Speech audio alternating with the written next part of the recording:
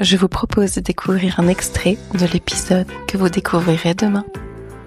J'avais des profs qui nous faisaient mais vraiment oser nous détacher de la consigne presque parfois, ou en tout cas comment on peut contourner cette consigne, se détacher de la note, parce que en plus moi terrible ça aussi. En sortant du bac, voilà, c'était une école privée que mes parents payaient. Enfin, c'était difficile parce que je viens pas forcément d'un milieu ultra riche et j'avais envie que mes parents soient satisfaits parce que j'avais cette pression. Donc il s'agissait de bosser. Sauf que du coup, je suis devenue super scolaire. Donc dans une école de créa, ça marche pas ça. Et quand j'ai commencé à faire mon premier trimestre avec des super mauvais, je me suis dit, putain, il faut vraiment que j'essaye tout. Donc pareil, Pitbull activé, j'ai tout essayé. Et là, c'est comme ça que j'ai commencé à casser mes propres codes, mes propres chaînes et à arrêter de penser de ce qu'on pouvait attendre de moi en fait. Donc voilà. Et c'est là où j'ai commencé vraiment à réussir dans mes études. Mais il a fallu que je comprenne qu'il fallait que je me détache du résultat, qu'il fallait que je me détache presque de la consigne et que plus c'était un peu culotté, foufou, et c'est là où je trouvais mon jus, c'est là où la vraie Lucie s'exprimait. Et c'est pareil dans le reste en fait. C'est pareil dans la démarche commerciale, c'est pareil dans la prospection, c'est pareil dans la présentation, c'est pareil quand vous vous présentez aux gens.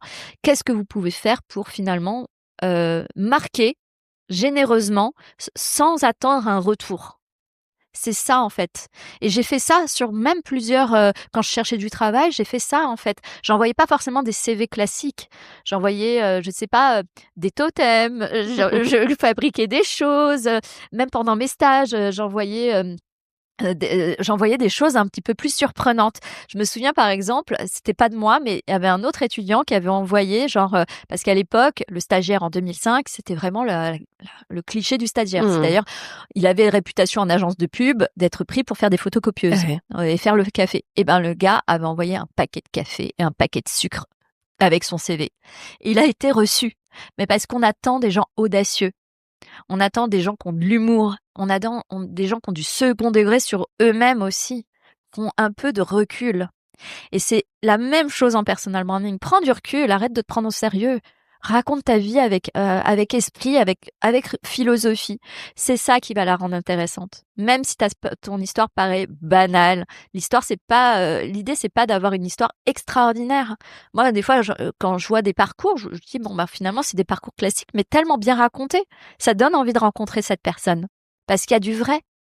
Et c'est ça qui est intéressant.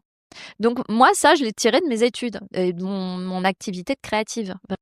J'espère que cet extrait vous a plu et vous a donné envie de découvrir l'épisode de demain. En attendant, n'oubliez pas, si ce n'est pas déjà fait, de me laisser 5 étoiles et un petit commentaire pour permettre au podcast de gagner en visibilité. Et vous aussi, vous agissez en faisant ça pour faire entendre la parole des femmes. À très bientôt.